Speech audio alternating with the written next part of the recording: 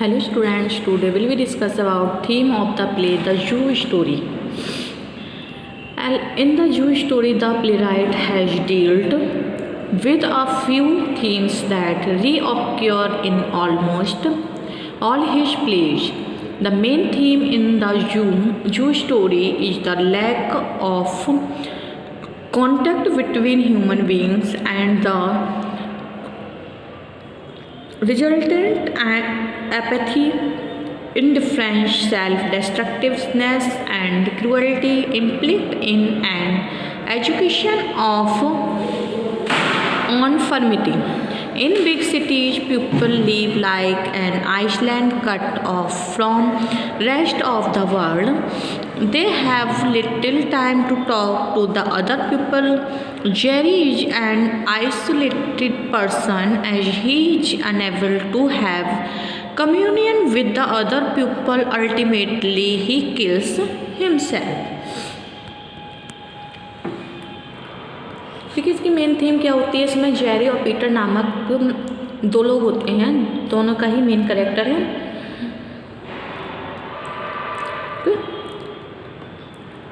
तो इसमें एक तरीके से बताया है कि किस तरीके से ये स्टोरी में एक सैक्रिफाइस दिखाया गया है, आइसोलेशन, होप और salvation. Okay,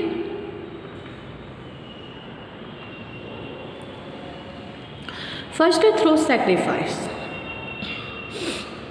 Elvis the Jew story may be called a modern morality play. The theme of the play is the centuries-old one of human isolation and salvation through sacrifices. Man in his natural state is alone, a prisoner of self. It is comes to fear he enforces his isolation in defining it, pretending that he is not alone. He surrounds himself with things and ideas that flatter the barrier between himself and all other sensuous. Next, I understood his conditions.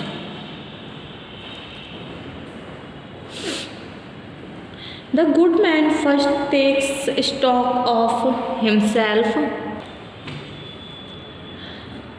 Between himself and all other creatures, the good man first takes out stock of himself once he understood his conditions.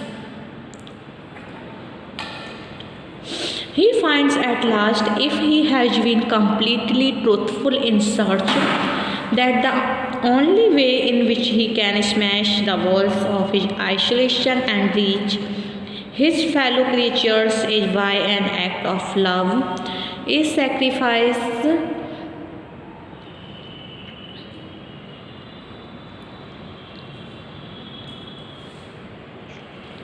so great that it altogether destroys the self that imprisons him, that it kills him. Next, realized his animality and the limitation imposed upon him by self. He is given to prove his kinship with all other things and creatures, with a bird, with a cockroach, with a mirror. In proving his humanity, since the kinship of all nature can be recognized only by the animal who has within him a spark of divinity, he finds at last, if he has been completely truthful in his search. Next, Christ's sacrifice. Alvin, recreating this theme, has used a pattern of symbolism that is an immensely expanded allusion to the story of Christ's sacrifice. Okay. Next, his isolation and hope for salvation. The symbolism is not outside the story which he has to tell, which is the story of modern man and his isolation and hope for salvation. He used the illusion to support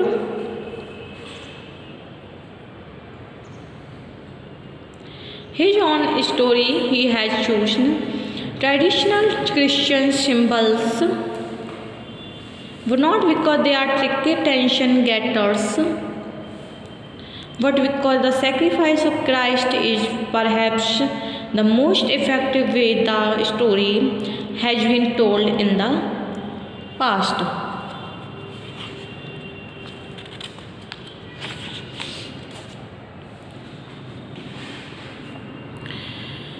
Jerry is a lonely outcast with no friend and family ties. Peter is a complacent man with an executive post, a wife, two daughters, two cats, and forgets the encounter between the two brings into sharp focus their distinctly and widely different ways of life. But the two, however, have a certain underlying similarity.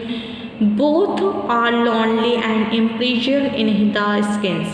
However, while Peter is comfortably settled in his mechanical and conventional existence, Jerry is actually conscious of the fact and makes impersonal pleas for impersonal communications. These culminate into a grotesque actions and fight for the possession of the bench. Ultimately, Jerry drops his knife at Peter's feet, and while Peter holds it to defend himself, Jerry impales himself on it and dies, making a pseudo-religious speech. This sacrifice is supposed to have united the two persons. Jerry was an isolated person. He had no friend and nobody talked to him. On the third floor of his rooming house, there lived an ugly landlady and her dog. Whenever Jerry passed by her door, the dog barked at him and tried to catch his leg, but Jerry escaped him. Jerry thought to make friendship with that dog so that it might be a breakthrough. He might learn something how to make contact with. There come no change in his attitude towards Jerry. He kept on barking at him, then he tried to kill the dog and gave him poison, but he did not die. When he recovered from his illness, he became indifferent to Jerry. Peter had been coming to the Central Park for years and sat on a bench in a lonely corner of the park. There he read a book and felt immense joy in peaceful atmosphere of the park. The bench was not of any importance, it was like any other bench. Jerry picked a quarrel with Peter over the bench because there was nothing else to fight for.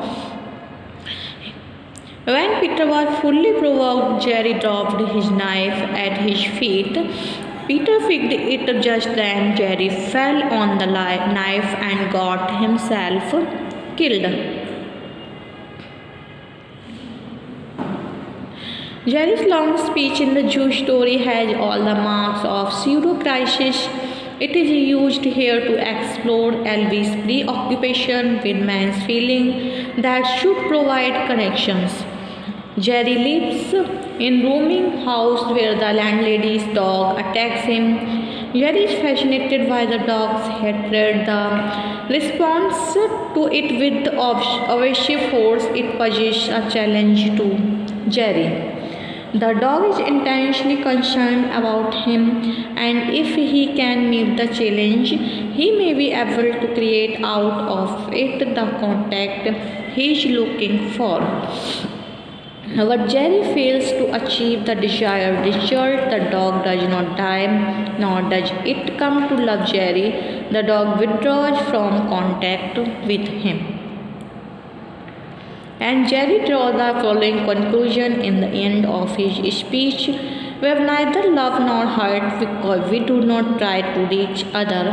This expresses Jerry's agony of his need.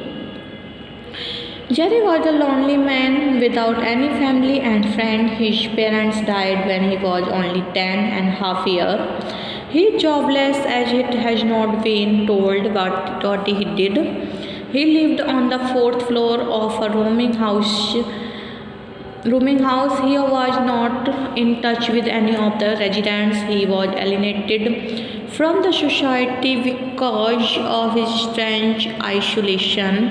He was a homosexual and did not like to have sex with women. He was frustrated man without any apparent cause of frustration. He was in sympathy with all those that were a little abnormal or queer. His main problem was that there were none to share his ideas. Nobody thought like the thought. He suffered from lack of communications.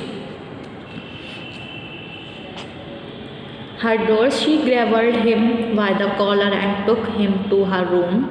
Then she pressed her dirty body against his body in order to get rid of her. Jerry reminded her that it was just yesterday and the day before yesterday when he made love to her. This pleased her and she would let him go free.